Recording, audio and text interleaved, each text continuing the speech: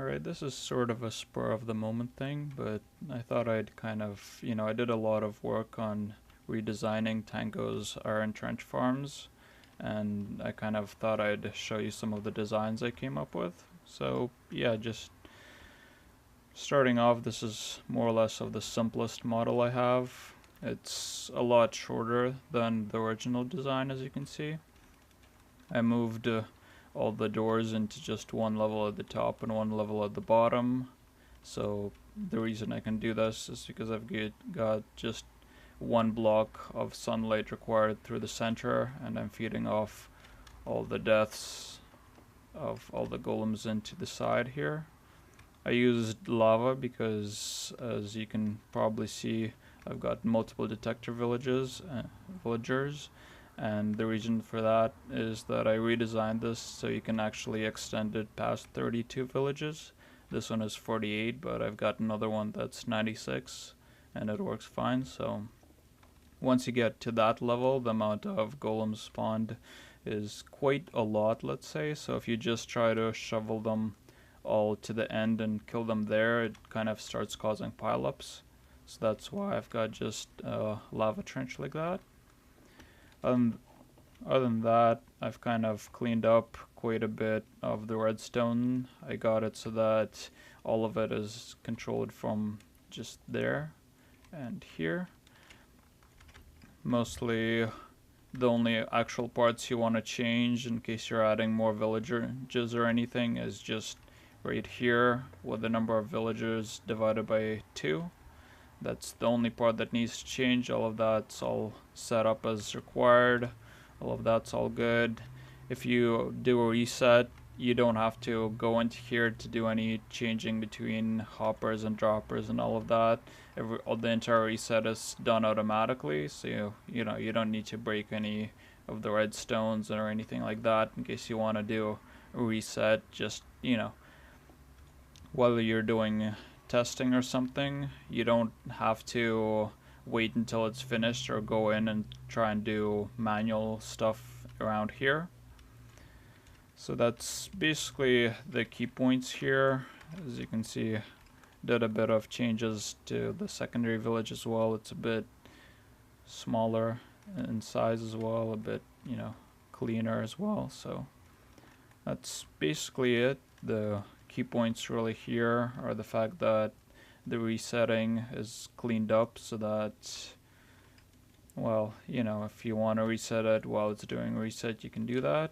And you can increase the number of villages from something like 8 all the way up to, well, really whatever you want. On the inside, I put in a nice LED display of where it's at. So then you've got production and the 2 stages. Just, you've got several lines running down, connecting through with these, so that just shows you which ones they're at. Got the automatic reset, mostly the same as Tango's here. So yeah, that's basically it. If you actually count it, it still produces roughly the same as Tango's design. Well, a bit more since there's 48 villages instead of 32, so you can guess how much. Just continuing on, so that's that. This is a bit of an earlier design, but as you can see, there's quite a bit more redstone, so I, cut off like half of that away. But as you can see, there's 3 village detectors here, and this is 96 villages. I will not be showing the rebuild, but if in case you want to see that it actually works, there's all the villages, all of them created in a nice neat lineup like that. And there's all those golems dying off. So yep, it works. I mean, sure, this one takes what, 3 times as long for the resetting to occur as Tango's, but you have to pay for a larger design with something. So there you go. And now for the crowning moment of awesome here. This took me quite a while to design, so yeah, this will take a while to load. I'll actually remove the village mod, because with it even my computer can't handle showing you this. So yeah, I'm hoping you're amazed at this, because this took quite a bit to make. This holds a staggering 512 villages. That's, in case you're counting, 16 times more than Tango's design. I kind of limited myself to only a 10 by 10 chunk. As you can see, there's the green outline. That's 10 by 10 chunks. And the reason for that is I believe the spawn area is something like 11 by 11, so you can fit that in. I could have increased it by one more, adding 16 more villages. Well, okay, 16 times 4, so that's what, 64 more villages.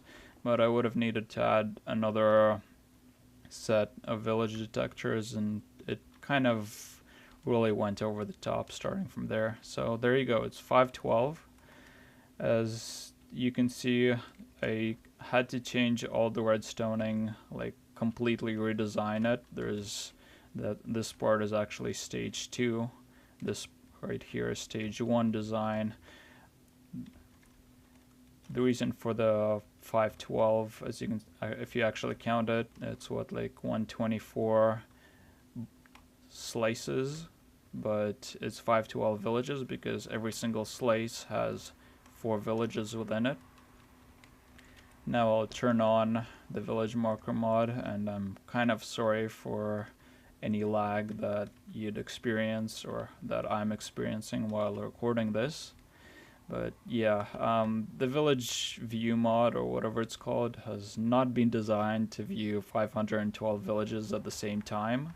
So I guess it's just not optimized, and my frame rate drops from like 60 to 10. But anyway, each one of these is a separate village connecting. So from here you've got every slice. As you can see, there's blue, red for the very first slice, and pink, I guess, and yellow here, all connecting into this crazy bunch collection here. And that, can I get in? Yeah. And that happens for every single one of them. So there you go. Had to do quite a bit of redesigning as well. As you can see, there's 2 slices for sunlight to pass through over here. I'm using quite, let me turn off village view mod so I can actually see what's happening, and so can you. So I'm using an abundant amount of signs to hold back the water and direct it as I wanted, because with the villages or the doors positioned as they had to be, that was just, that had to be made. As you can see, it spawns golems like at an insane rate. As you can see, they're dropping, and there they go. Like a second doesn't go by without like a group of them dropping. Like seriously, it's like raining iron golems here. Yeah.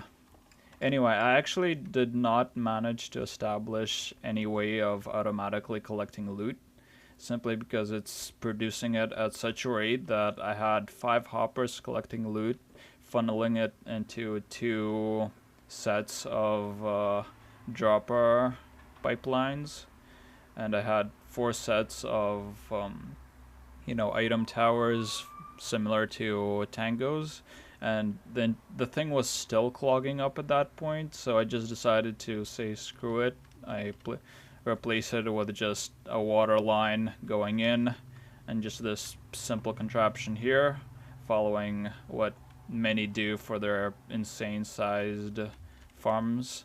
So you just come here, you flip a switch, you just come here and start picking up all the loot.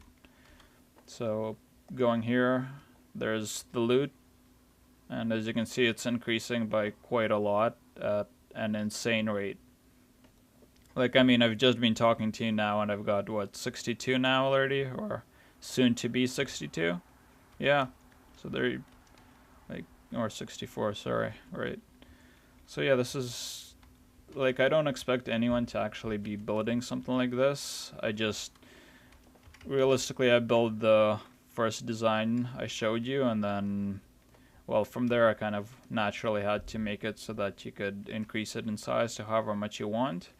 And then I was just riding on a bus, and suddenly I had this idea of what if you could create an iron trench farm where you've got the entire door set up right along the center and 8 villages or 8 rows of villages all around it, and set up like that, just hanging in the air. And it was an awesome idea. It wouldn't work because with 8 villages it just became way too big to even consider making. But yeah, I did manage to get the setup running with 4, so that's something. Okay, I'm kind of really proud of getting this all up and running and actually working.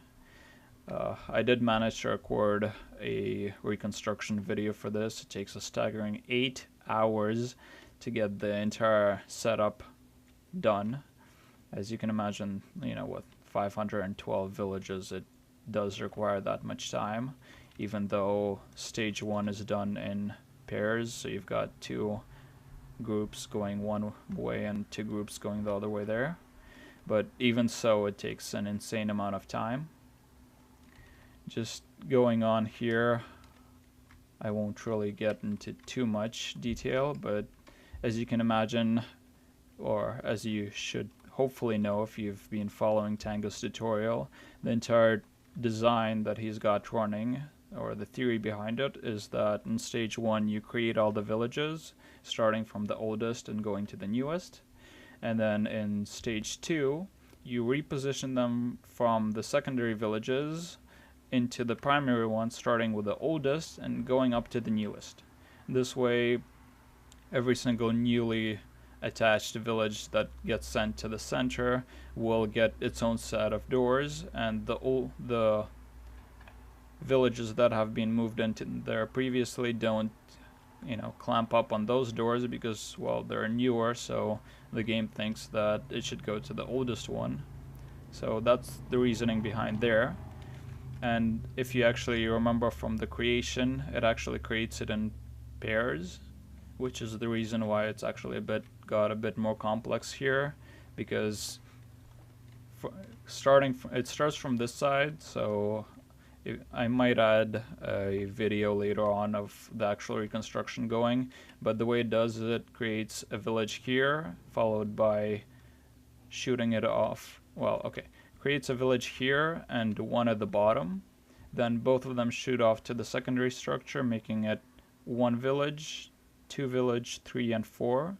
Note that, I'm going by oldest, so this is the oldest one, second oldest, third oldest, fourth oldest. Then it shoots off into here and does the exact same thing on the other side. So you've got 1, 2, 3, 4, and then 5, 6, 7, 8. Then it shoots back to this side, doing 9, 10, 11, 12, 13, 14, 15, 16. And it all works perfectly, and I was really happy with that until I realized that created a huge problem for stage 2, where if you remember Tango's, it just goes straight in a line, so 1, 2, 3, 4, 5, 6, and it really can't do that, so it actually needs to do this one first, then this one, then go to the second line, starting from the very end here, so with these ones being the very last ones, and over here it would be the 8th last one, I guess. 7, 6, 5, 4, 3, 2, 1. So this one being, that one at the bottom being the last one, it gets to shoot off and get added.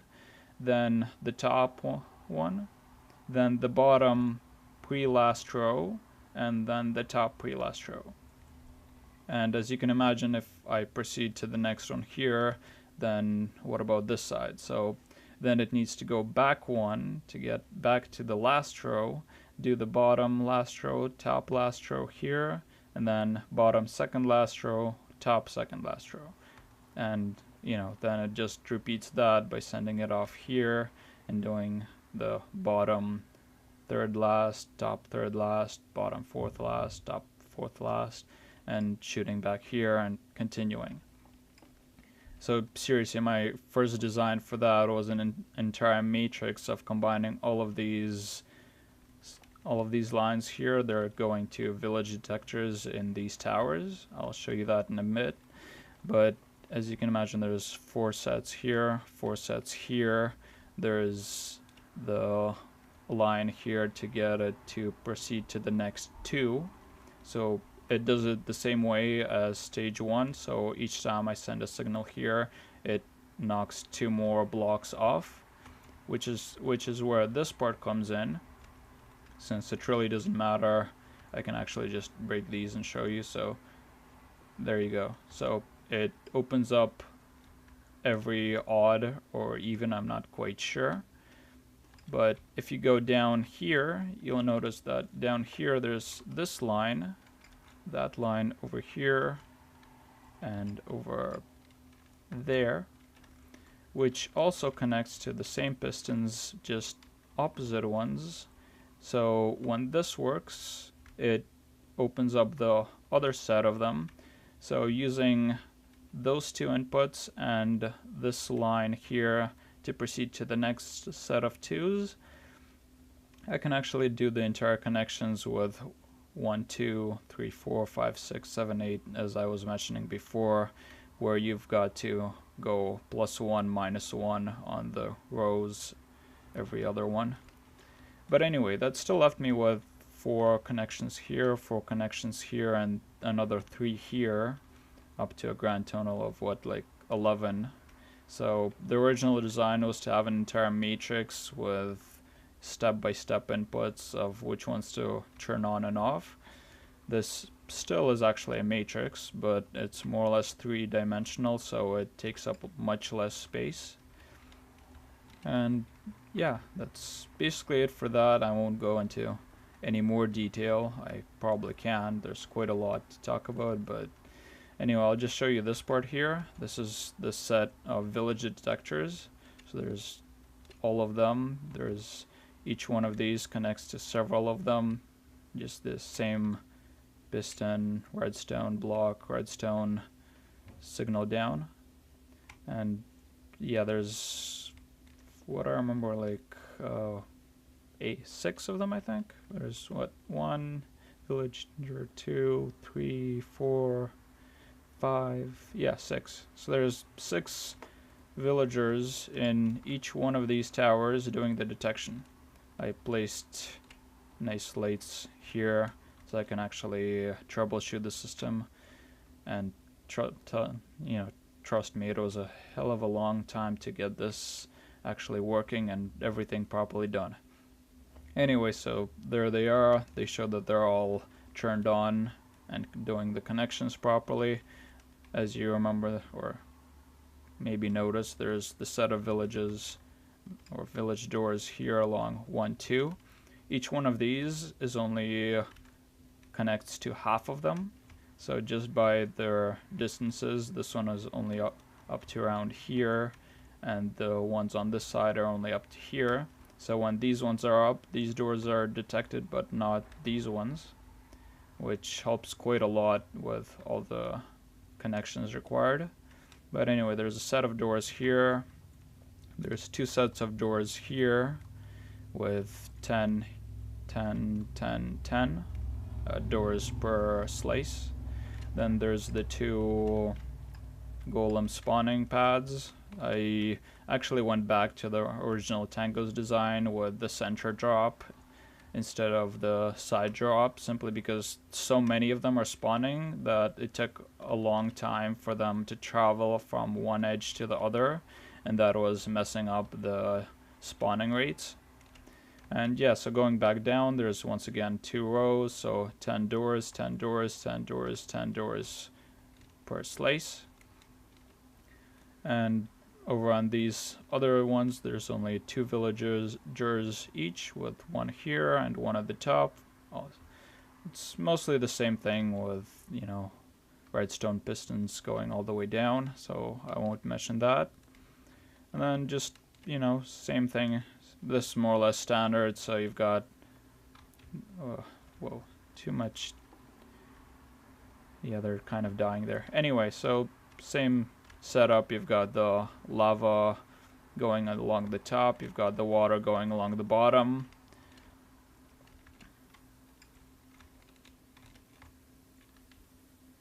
as you can see, there's water flowing. It collects all the items into that slot here, with just using ice. Using ice, it just takes all the items and pushes them all the way back to the front, where they just get collected, and you can pick them up at, you know, whenever you want. And if you don't want them, you can just come on. Anyway, flip a switch and they all get destroyed. So yeah, I mean, I actually did collect these and rebuild them instead of taking them from, you know, here, which is sorry, which is sort of funny, since, you know, it would have taken a bit less time for me to just do that. But anyway, I did replace the reset. Instead of doing it automatically, I put a reset switch, simply because, well, it says 6 hours, it actually is around 8. But anyway, so with 8 hours of reset, I highly doubt that anyone would want to put it on automatic. So if you come up there and you stand there and you aren't getting items every second, you can just come there and click the switch and wait for 6 hours, I guess, if you really feel like it. So yeah, or, you know, meaning in case you want to actually build this thing. Yeah, I'm not gonna be posting any tutorial on how to build this. I highly doubt that anyone in their right mind would want to build this thing. I mean, no, really, it's... I kind of realize this is a bit on the insane side, and I freely admit that I built this using a 32 setup here, and then just cloned it with MC Edit 4 times like that. But I did build the original 32 villages by myself with no help whatsoever from other programs. I set up the primary system, or the stage 1 system and stage 2. Got it working with 32 sets of 4 villages, then cloned it and kind of changed up a bit of the redstone to get it all to work. So there you go. So I'm freely admitting that I used MC Edit to build just a quarter of this monstrosity and then cloned it. But come on, come on guys, I mean, the design of the redstone itself is probably worth more than anything of that.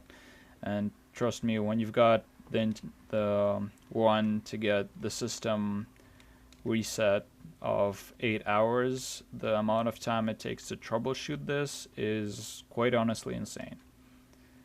Quite often I just left it overnight, come back in the morning, and just viewed a video showing me what happened in, you know, high speed, like ×8 or ×16, and just zoomed in on the parts where this stuff started breaking and tried to figure out what was happening from there. Because, you know, 8 hours is, yeah, not even I'm gonna try and do anything of that sort. So yeah, that's basically all I have for you guys for today. If you really want me to get out a tutorial for any of these, leave it in the comments. I was thinking of getting a tutorial for this one, which I consider to be an upgrade over the original Iron Trench, due to, as I said, it's much shorter, it's a lot more neater designed, the resets can be done no matter when you feel like it, and it can be extended to however many villages you want. There's no higher order mathematics involved. All you do is you build however many villages you want, starting from 8 to like 128, I think, would be a good stopping point, because after that you just can't really load all of it at once, and you know, there's a limit for spawn chunks, and there's the limit of how much you can see, and unless you've got Optifine working, you know, you really can't go much further than that. I mean, I'm not saying you can't, but you know, besides which, I highly doubt anyone would need any more production than that, I should say. But yeah, other than that, yeah, it's just, I consider it a better design simply because of its size, and that's basically on my side. As you can see, I replaced the ice trench going along to bring the item back with just a hopper line, or sorry, a dropper line with hopper setup so that repeaters can be placed, and just simple setup here, which when an item drops here, it just sends off a signal setting off the RS NOR latch, which just causes this to flicker, getting the item to flow on and getting these items from here to flow into the hopper. And once that's done, it just resets itself and stops its counts and just waits until another item drops in. So yeah, that's basically all I have for you guys for today. Drop off a comment or something. This design actually took like 3 weeks to do, because I know it doesn't seem like it from the other things I've shown you now, but I'm actually rather new to redstone or Minecraft in general. Before this, I actually built just the general iron trench following the exact tutorial from Tango, and other than that, I did a regular monster spawner with skeleton monster spawner. You bring up with the water, you drop them down, and then you just gather XP more or less. And I wanted it to look good, so I put in lights that I could turn on and off, and several other redstone features into there. And that actually took 3 days for me to do, because I had no idea how the redstone worked at all. So after that, I followed Tango's tutorial, and that was helpful, and I built an iron trench in one of the multiplayer worlds that me and my friends use. So after doing that, I thought I could, well, if you've seen the original iron trench, there's a lot of empty spaces in the design, and I do realize it makes some of the redstone a bit easier to do it that way, but it just screamed inefficient to me. Maybe it's just me, but it just looked a bit too big, tall, to kind of, you can do quite a lot of things to make it look good. As you can hopefully see, I'm kind of more of an aesthetic nut, so I like things to look good. Even my insanely large 512 village golem farm, as you probably seen, looked not too shabby, I should say, quite good. So yeah, that's basically all I have. I won't be taking up any more of your time.